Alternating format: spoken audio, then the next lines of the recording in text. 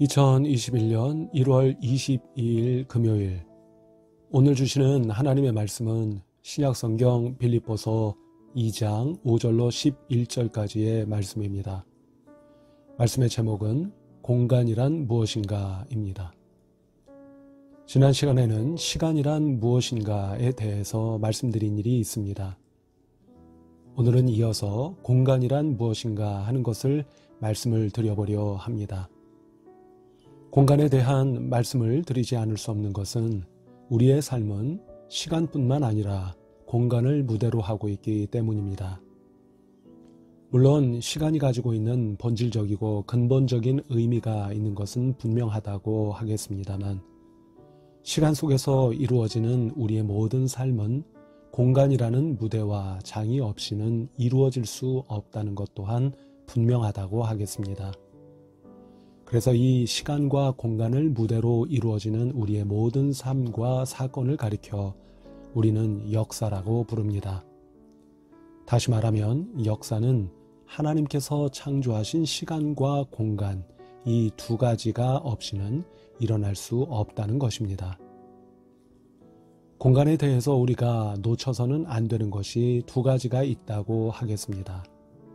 첫째는 우리가 가서 되는 공간이 있고 가서는 안 되는 공간이 있다는 것입니다. 우리는 지난해부터 예상치 못했던 감염병으로 극심한 고통을 받고 있습니다. 그런데 전문가들이 이 감염병의 원인으로 추측하고 있는 것 가운데 하나가 바로 공간의 문제입니다. 통계에 따르면 100년 전인 지난 20세기 초까지 지구상에서 사람이 사는 땅의 면적은 지구 전체 면적의 약 14%였다고 합니다. 그런데 지금은 무려 77%에 달한다고 합니다. 이것은 우리가 가서는 안 되는 곳까지 사람들이 다가가 있다는 것을 말하는 것이고, 그 결과 우리가 알지 못하는 미지의 것들이 우리 곁으로 이동해 왔다는 것을 뜻한다고 하겠습니다. 바로 이렇게 우리가 가서 되는 곳과 안 되는 곳이 있다는 것을 확인할 수가 있는데요. 이것은 우리들 각자의 삶에서도 마찬가지라는 것입니다. 바로 오늘도 우리가 가서 되는 곳이 있고 가서는 안 되는 곳이 있다는 것입니다. 특별히 신앙인으로서 말입니다. 둘째는 우리에게 주어진 공간에 우리가 어떻게 대응하고 반응하느냐 하는 것 또한 중요하다는 것입니다. 제가 대학원에서 공부할 때 만난 분이 있는데요. 지금은 제주도에서 목회를 하고 계십니다만 아주 영성이 깊은 분이었습니다. 그분이 이런 말을 하신 일이 있습니다. 바로 늘 걸어 다니던 길을 한번 반대 방향으로 걸어보라는 것입니다. 또는 같은 길을 건너편에서 걸어보라는 것입니다. 그러면 평소에 보지 못했던 다양한 길거리의 모습을 보게 된다는 것입니다. 심지어 우리가 살고 있는 방 안에서도 방 이쪽에서 바라보는 것하고 저쪽에서 바라보는 방 안의 풍경이 다르게 느껴진다는 것입니다. 이것은 앞서 말씀드린 것처럼 우리가 살고 있는 공간에 우리가 어떻게 대응하고 반응하느냐에 따라 공간의 의미가 달라질 수 있다는 것을 말한다고 하겠습니다. 그런 의미에서 요즘 주목받고 있는 미니멀리즘이라는 것이 있습니다.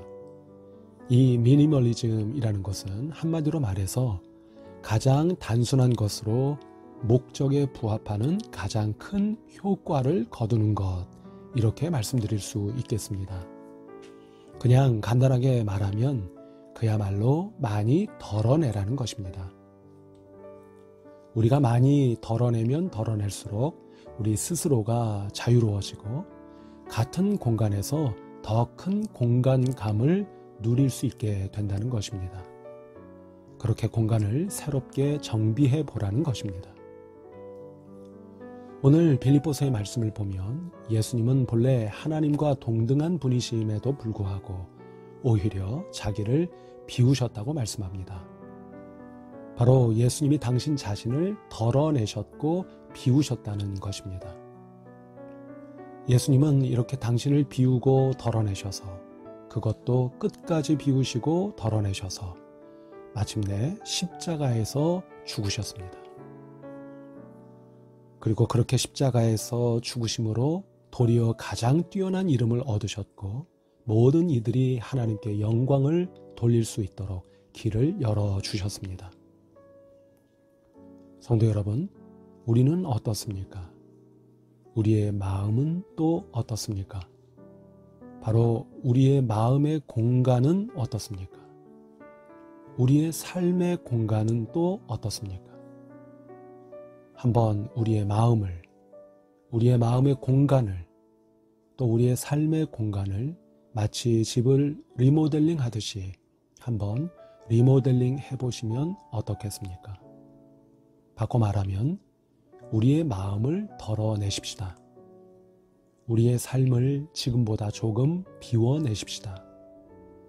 그리고 우리의 그 마음의 공간 중심에 주님을 모십시다. 주님의 마음을 품어 보십시다.